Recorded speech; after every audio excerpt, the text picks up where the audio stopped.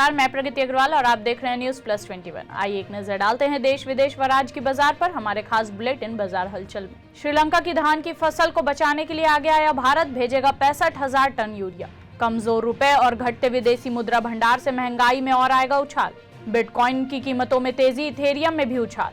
निवेशकों के लिए मौका, अगले सप्ताह दस्तक दे रहा है 3 IPO, 2400 करोड़ जुटाने की तैयारी।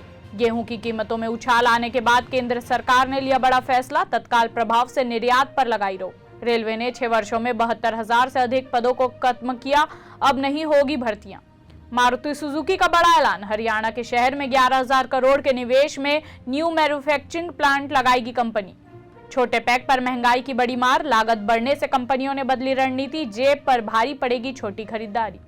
ICICI और कैनरा बैंक ने आम आदमी को दी खुशखबरी, अब FD पर होगा मोटा मुनाफा। फ्यूचर रिटेल के मुख्य वित्तीय अधिकारी CP तोशनीवाल ने दिया इस्तीफा। ऐसे ही जानकारी के लिए देखते रहिए न्यूज प्लस 21, आपके हक की बात।